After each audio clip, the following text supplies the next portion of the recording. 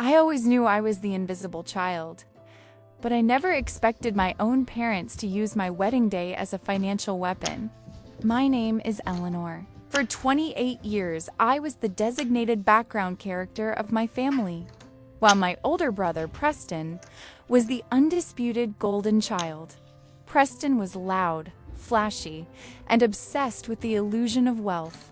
He drove sports cars he couldn't afford and wore expensive suits to casual family dinners. I, on the other hand, was quiet, calculating, and wore thrifted clothes. I worked as a senior compliance auditor for a multinational logistics firm. My family thought I was just a glorified assistant making pennies. My fiance, Alistair, fit perfectly into my quiet life. He was a soft-spoken man who wore tweed jackets and worked as an historical archivist. My family mocked him relentlessly. My mother, Beatrice, called him the dusty librarian. And my father told everyone Alistair would never amount to anything, because he lacked the aggressive drive for corporate success. They had no idea who Alistair really was. Or rather, they had no idea who his family was. The ordeal began the night Alistair and I announced our engagement. We invited my parents and Preston to a modest Italian restaurant. When Alistair slipped the ring onto my finger, my mother didn't gasp in joy. She squinted at it. It was a stunning, antique emerald-cut ring, but because it didn't have a massive, gaudy stone from a mall store, she immediately assumed it was cheap. "Oh, Eleanor," my mother sighed, her voice dripping with pity. "It is very quaint. I suppose it is the best he could do on a librarian's salary." Alistair just smiled politely and took a sip of his water. He didn't defend himself.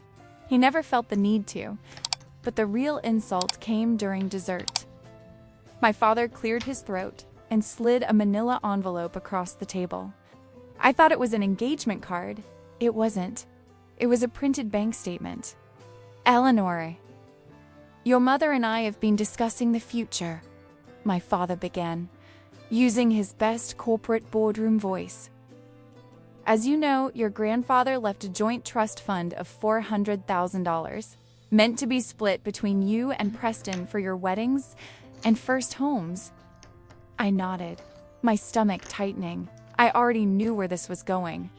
"Given your life choices," my father continued, gesturing vaguely at Alistair, "we have decided that giving you $200,000 would be an irresponsible waste of capital. You would likely just use it to pay off Alistair's student loans. Therefore, we are exercising our legal right as trustees to disperse the entire $400,000 exclusively to Preston." Preston smirked, swirling his wine glass. "It is just business, Elle. I have a massive commercial real estate venture lined up. I need the liquidity to multiply the family wealth. You understand, right?" Furthermore, my mother chimed in, her eyes completely cold. "We will not be attending your wedding. We refuse to publicly support you throwing your life away on a man who has no ambition. We are cutting you off until you come to your senses." They expected me to cry. They expected me to beg, to plead for their approval and my rightful share of the money. Instead, I looked at Alistair. He gave me a barely perceptible nod. I reached into my purse, took out a $100 bill to cover our share of the dinner, and placed it on the table. "Understood," I said, my voice perfectly flat and devoid of any emotion. "Enjoy your investments, Preston. Have a good life." We walked out of the restaurant, and I blocked their numbers before we even reached the car. I felt nothing but a cold, absolute clarity. What my arrogant family didn't know was the truth about my dusty librarian fiancé. Alistair wasn't just an archivist. He managed the historical documents and land deeds for his own family's private wealth fund. His family's trust essentially owned the ground beneath half the commercial district in our state. We didn't need my grandfather's $400,000. Alistair's family trust generated that amount in passive interest every few days. But I didn't tell them that. I let them live in their delusion of superiority. For the next 6 months, Preston became completely insufferable. Mutual friends would send me screenshots of his social media. He used my stolen inheritance as a down payment to buy a massive, dilapidated warehouse in the trendiest part of the downtown district. His grand plan was to convert it into a luxury outdoor lounge. He bragged about the millions he was going to make. He posted pictures of my parents at the construction site, looking so proud of their golden boy. But Preston, in his desperate rush to look rich, had made a catastrophic amateur mistake. A mistake that a real financial professional would never make. He bought the physical building, yes, but he didn't check the underlying structure of the property rights. He didn't own the land beneath the warehouse. He had blindly inherited a master ground lease. One rainy evening, Alistair was sitting at his mahogany desk in his study, reviewing the quarterly property reports for his family's trust. Suddenly, Alistair stopped turning pages. He tapped his vintage pen against the desk and smiled. "Eleanor, my love," he said softly, "you might want to see this." I walked over and looked at his screen. It was a newly registered commercial sublease for Lot 402 in the downtown district. The signature at the bottom belonged to Preston. My brother was unknowingly renting the land for his precious business directly from my fiance's family trust. I smiled. A cold, precise smile. "Alistair, what are the exact zoning restrictions on Lot 402? Alistair's eyes gleamed. "Here is the beautiful thing about our historical ground leases, Eleanor. Lot 402 is strictly irrevocably zoned for quiet retail use. There is a hard, legally binding noise curfew of 8 p.m. Furthermore, the lease explicitly states that no structural modifications, especially the removal of load-bearing walls, can be made without the express written consent of the landowner." We looked at Preston's social media. He had just posted a video of a demolition crew smashing through the main load-bearing wall of the warehouse to create his open-air patio. By beginning construction on a lounge and destroying the structural integrity of the building without permission, Preston hadn't just broken a rule. He had triggered a catastrophic, uncurable breach of the master contract. I could have sent him a warning. I could have had Alistair's legal team send a cease and desist letter the next day to stop the construction. But I remembered the smirk on his face at the restaurant.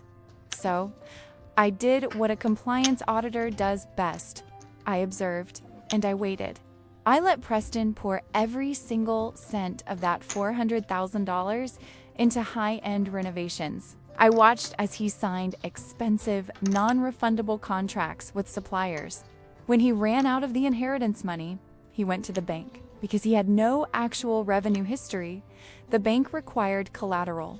My parents, completely blinded by their faith in their golden boy, co-signed the massive construction loans, putting their own fully paid-off house up as collateral.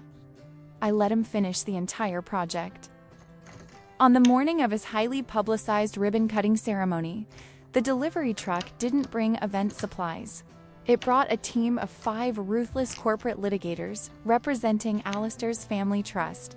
They didn't come to negotiate, they came to execute. They served Preston with an immediate termination of the ground lease due to illegal and dangerous structural modifications. The legal documents were ironclad because the building was now permanently attached to the land and the lease was violated. The trust legally seized the physical structure to cover the damages. Preston didn't just lose his business before it ever opened, he lost the building. He lost my $400,000 inheritance. But the domino effect was just beginning. When the bank caught wind that the property had been seized, they instantly called in the massive construction loans. Preston had no cash to pay them. The contractors he had hired placed mechanical liens on everything he owned. Within 48 hours, the illusion shattered. My phone, which had been silent for 6 months, suddenly exploded. 34 missed calls from my mother. 17 text messages from my father, ranging from furious demands to desperate begging. They wanted me to talk to Alistair. They wanted me to call off his legal team and give them their money back. I finally answered the phone on the 35th ring. Eleanor, you have to stop this, my mother cried out. Her voice panicked. Alistair's lawyers are taking everything. They are threatening to foreclose on our house because we co-signed Preston's loans. You have to fix this right now. I kept my voice perfectly flat, mirroring the exact tone my father had used at the restaurant. I am sorry, Beatrice, I said calmly, but Alistair is just a dusty librarian. He doesn't have the drive for business, remember? He wouldn't know the first thing about commercial real estate law or asset liquidation. You should probably call a good bankruptcy attorney. I hear Preston is great at multiplying capital. Maybe he can help you. Eleanor, please. We're going to lose our home, she pleaded. You lost your daughter 6 months ago, I replied softly. Enjoy your investments. I hung up the phone and changed my number that same afternoon. Preston declared bankruptcy a month later. His leased sports car was repossessed. My parents lost their beautiful suburban home to the bank and had to move into a tiny apartment. As for Alistair and me, we didn't have a cheap wedding. We flew our closest friends out to a private, historic villa in Tuscany. It was the happiest day of my life, completely free of toxic baggage, and funded entirely by the late fees Preston's contractors had paid to my husband's trust.